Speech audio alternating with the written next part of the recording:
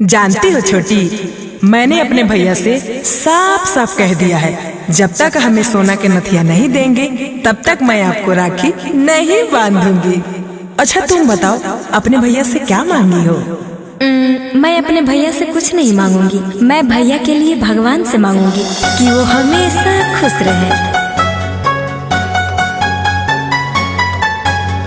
बांधब हम भैया के राखी, दे हम आशीष है। बांधब हम भैया के राखी, दे हम आशीष है।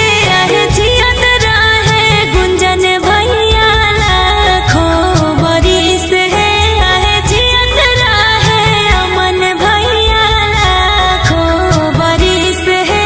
अरे जियत रहे गुंजन भैया लाखों बरिस है। अरे मम्मी, भैया कब आ गए? हम तो कब से वेट कर रहे थे। अच्छा आइए भैया, राखी बांध देते हैं। ठीक है। एक बात सुन लीजिए भैया। क्या? बांधा तनी रेशम के डोरावा, राखी के लाज रखिया हो भैया। राखी के लाज रखिया हो भैया। जनम जनम ले दुलारी बहिन के मात भूलिया हो भैया। बहिन के मात भूलिया हो भैया। करतानी तोहरा से वादा, बांधा रेशम के डोरवाए बहिनी। बांधा रेशम के डोरवाए बहिनी। जब तक जियब न गिरे देह बखिया से तोहर लोरवाए बहिनी। अखिया से तोहर लोरवाए बहिनी। अच्छा ये बताइए भैया, क्या? राखी बांधने की परंपरा कब और किसने शुरुआत की थी? वैसे तो महाभारत और पुराणों में भी रक्षाबंधन का जिक्र है, लेकिन मुख्य रूप से जो हम लोग स्कूलों में पढ़े हैं वो कहानी इस तरह है। बताइए भैया।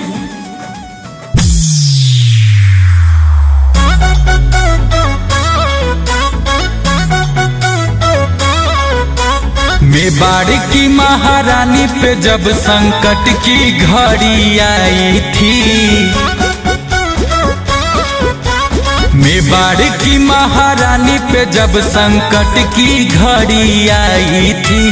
भाई समझ के हुमायूं को राखी कर्णावती भेजवाई थी। भाई समझ के हुमायूं को राखी कर्णावती भेजवाई थी। भाई समझ के हुमायूं को राखी। भैया ये कब की बात है? ये कहानी 1534 ईस्वी की है। ओ, फिर आगे क्या हुआ भैया? सुनो बताते हैं। मान लिया बहन कर्णावती को भाई का धर्म निभाया था। मान लिया बहन कर्णावती को भाई का धर्म निभाया था।